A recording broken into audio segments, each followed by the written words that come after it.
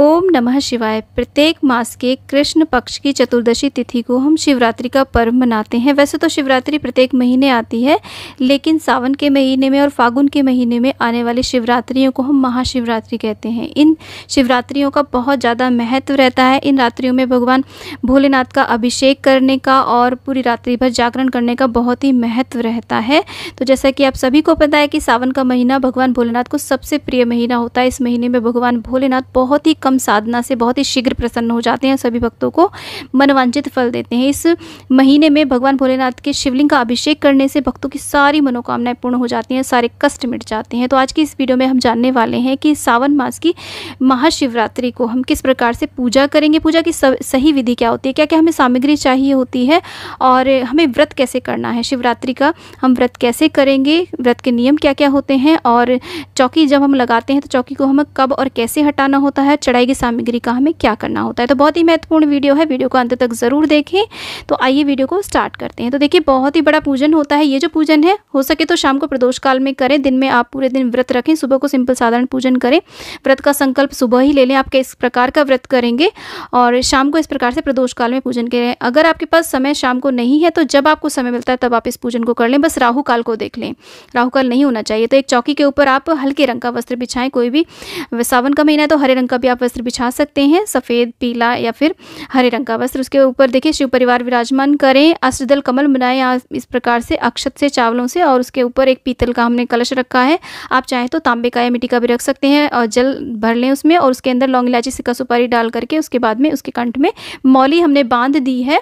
और यहाँ पर हम चंदन से स्वास्तिक बनाएंगे। भोलेनाथ के पूजन में चंदन का बहुत ही महत्व रहता है। अष्टगंध चंदन का आप प्रयोग करें तो स्वास्तिक हम यहाँ पर चंदन से बना रहे हैं। और यहाँ पर हमने आम के पत्ते लिए, आप अशोक के या पान के पत्ते भी ले सकते हैं। कलश की हम स्थापना कर लेते हैं और पत्तों पर भी हम इस तरीके से चंदन लगा लेंगे। आप भस्म भी यहाँ पर लगा सकते हैं। साथ में देखिए हम एक कटोरी या प्लेट के अंदर थोड़े से अक्षत भर के और रखेंगे, और ऊपर एक दीपक हम घी का या फिर आप चाहें तो तिल के तेल का भी यहाँ पर जला सकते हैं।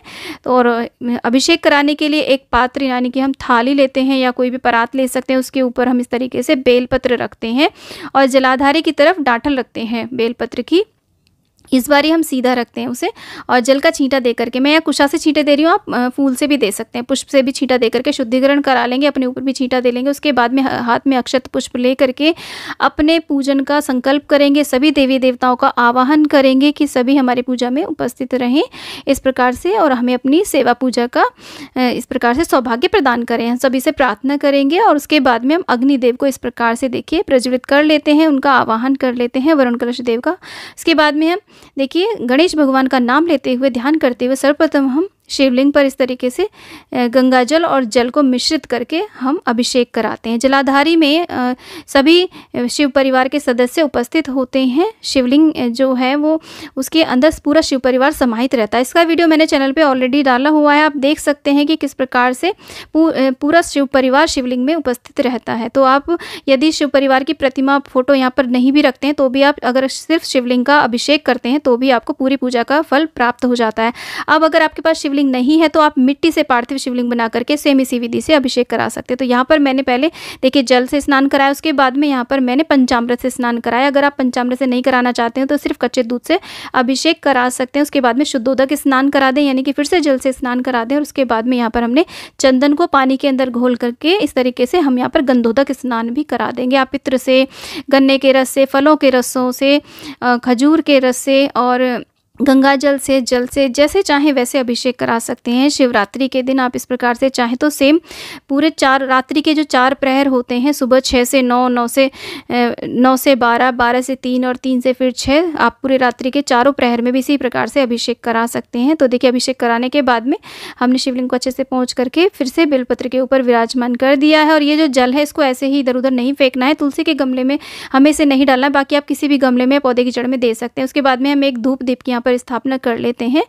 अगर आपने देखिए कलश पर दीपक रखा है तो फिर दूसरे दीपक की कोई खास आवश्यकता नहीं है, चाहे तो रखें चाहे तो नहीं रखें। इस प्रकार से देखिए उसके बाद में हमने दीपक का पूजन कर दिया है और इसके बाद में हम तिलक करेंगे। सर्वप्रथम गणेश जी को हम तिलक करेंगे, उनका पूजन करेंगे, उनको हम गुड़ल का पुष्प हो तो वो अर्पित करें, दूर्वा अर्पित करें। और यहाँ पर कुमार कार्तिकेय जी का टीका करेंगे। भगवान भोलेनाथ को सिर्फ हमें चंदन से और भस्म से यहाँ पर टीका करना है। इस प्रकार से देखिए माता गौरी को और गणेश भगवान को हम सिंदूर अर्पित करेंगे, ऑरेंज वाला भी और लाल वाला भी, और रोली भी अर्पित कर देंगे, हल्दी भी अर्पित करेंगे। बस भगवान भोलेनाथ को सिर्फ हमें देखिए चंदन और यहाँ पर भस्म अर्पित करनी है, अबीर गुलाल अर्पित करना है। तो यहाँ पर शिवलिंग का भी हम इस प्रकार से देखिए श्रृंगार कर देंगे। जलाधारी के ऊपर आप चाहें तो कुमकुम आदि अर्पित कर सकते हैं, हल्दी भी अर्पित कर सकते हैं। यहाँ पर जो बीच वाला हिस्सा है जलाधारी का, यहाँ पर अशोक सुंदरी माता का निवास माना जाता है। शिवलिंग को हमने देखिए वस्त्र का लावा और जनेऊ अर्पित कर दिया। इस प्रकार से बेलपत्र हम ओम नमः शिवाय का जाप करते हुए यहाँ पर हम अर्पित कर देते हैं। उसके ऊपर कुछ ना कुछ आप अवश्य रूप से चंदन आदि लगा करके ही अर्पित करें। गणेश भगवान को हम दूर्वा अर्पित करेंगे और बेलपत्र भी अर्पित करेंगे। और शिवलिंग पर इस प्रकार से देखिए, अगर आपको मिल जाते हैं यहाँ मदार के पुष्प यदि मिल जाते हैं तो बहुत ही उत्तम रहता है, वो ज़रूर अर्पित करें। और शमी पुष्प और शमी पत्र भी ज़रूर अर्पित करें तो बहुत ही ज़्यादा पुण्यकारी होता है। उसके बाद में भांग अर्पित करेंगे, भांग धतूरा ये सब जो शिव जी की प्रिय वस्तुएं होती हैं ना, वो ज़रूर अर्पित करें। यहाँ पर हम देखिए मदार के पत्ते अर्पित कर रहे हैं। और हमारे पास में देखिए ये जो दूर्वा है, आप दूर्वा ज़रूर अर्पित करें। अगर आपके पास नंदी भगवान जी हैं तो नंदी भी यहाँ पर आप विराजमान करें, उनका भी पूजन करें, उनको भी स्नान आदि कराएं। तो फोटो में नंदी दिए हुए हैं, हम उनका भी पूजन कर लेंगे। यहाँ पर देखिए दूर्वा अर्पित कर दी है हमने। और हमारे पास धतूरा है, धतूरे के पुष्प हों तो आप उन्हें भी अर्पित कर दें। अगर इनमें से कोई भी वस्तु नहीं मिल पाती है तो कोई बात नहीं, आप उस चीज़ का भाव करते हुए पूजन कर सकते हैं। और यहाँ पर हमने मदार का फल भी अर्पित किया है, कनेर का पुष्प अर्पित कर सकते हैं। सावन शिवरात्रि के दिन एक बार तो हमें ज़रूर शिवालय जाना है, वहाँ पर इसी सामग्री से जाकर के शिवलिंग को हमें अभिषेक ज़रूर करना है। और इस प्रकार से एक समय आप विशेष पूजन ये अपने घर पे इस प्रकार से चौकी लगा करके कर लें और एक बारी शिवालय जा करके आप अभिषेक ज़रूर कराएं। जैसी भी व्यवस्था हो सके, सुबह शाम जैसे भी जा सकें वैसे जाएं।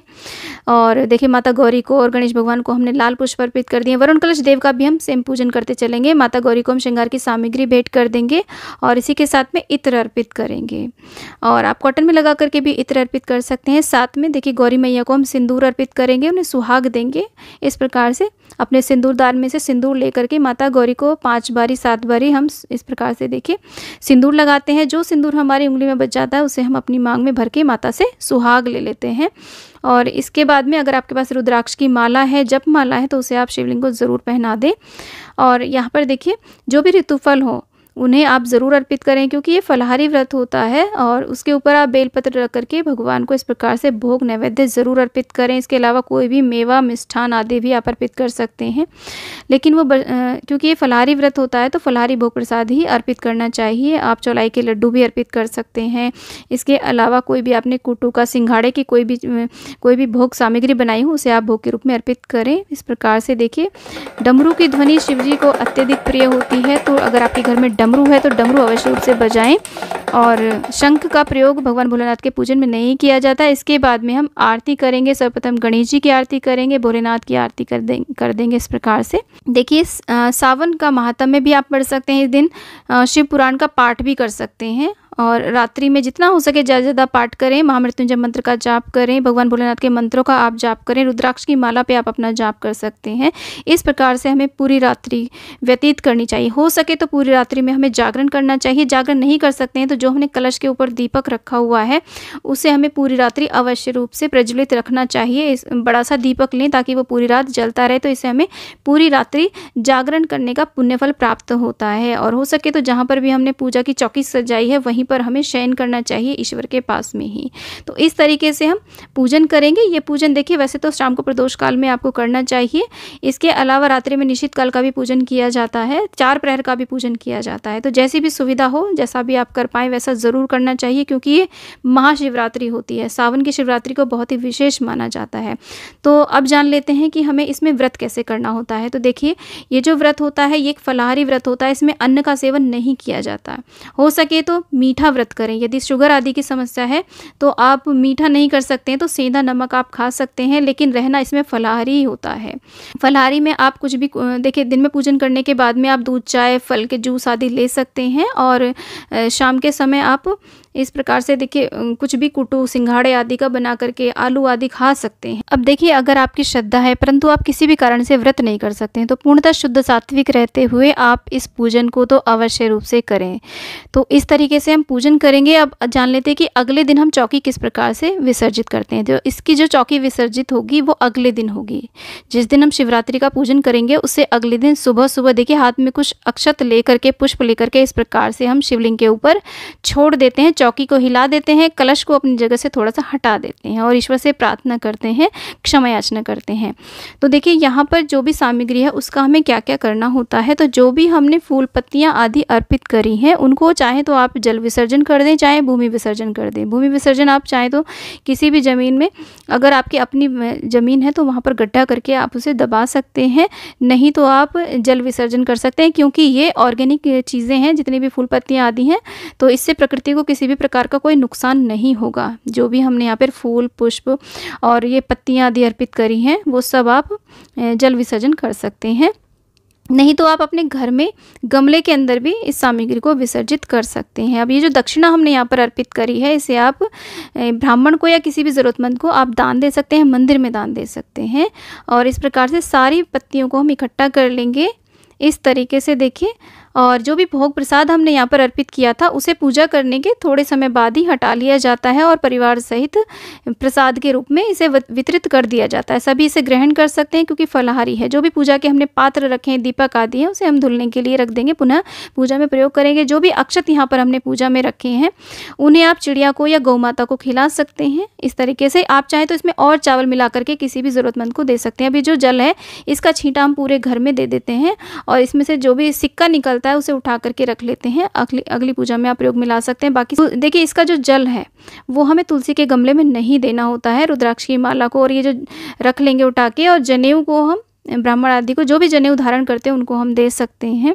इस प्रकार से शिवलिंग को यथास्थान रख देंगे, शिव परिवार को भी रख देंगे। श्रृंगार की सामग्री में से देखिए आप इसे स्वयं प्रयोग में ला सकते हैं। हरी और लाल चूड़ियाँ हमने यहाँ पर अर्पित करी हैं, पहन सकते हैं, यूज़ कर सकते हैं। आप चाहें तो आप किसी को इसमें से थोड़ा बहुत श्रृंगार की सामग्री दे भी सकते हैं। और इसी के साथ में जो भी हमने शिव परिवार की प्रतिमा आदि रखी है इसको हम अपने मंदिर में, जहाँ भी पूजा स्थल है, जहाँ भी आप रखते हो वहाँ पर इन्हें हम रख देंगे। शिवलिंग को भी वहीं पर रख देंगे। यहाँ पर जो भी भोग प्रसाद हमने रखा था उसे आप वितरित कर देंगे। तो इस तरीके से चौकी का विसर्जन किया जाता है। चावलों को इकट्ठा कर लेंगे इस तरीके से। और चाहे तो देखिए जो हमने वस्त्र बिछाया है इस वस्त्र के अंदर ही जो भी अन्न आदि आपको दान करना है उसको बांध करके आप दान कर सकते हैं। और कुछ फल भी आप उसमें से निकाल करके दान कर सकते हैं। और या फिर इस कपड़े को आप चाहें तो धुल करके दोबारा से पूजा में प्रयोग में ला सकते हैं। तो इस तरीके से अगले दिन हमें चौकी का विसर्जन करना चाहिए। सावन शिवरात्रि की पूजा की संपूर्ण जानकारी का ये वीडियो यदि आपको पसंद आया तो प्लीज़ वीडियो को लाइक करें, चैनल को सब्सक्राइब करें और वीडियो को ज़्यादा से ज़्यादा शेयर करें और कमेंट बॉक्स में ओम नमः शिवाय अवश्य लिखें। राधे राधे।